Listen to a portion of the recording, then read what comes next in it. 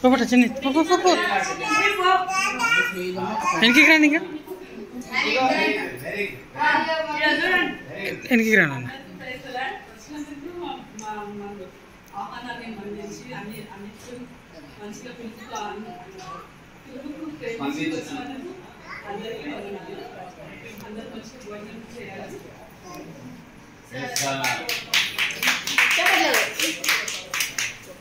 ఏలే భోజనాలు చేయండి అని చెప్పినా చెప్పకుండా చేసేస్తాం ఖచ్చితంగా తినే పోతాం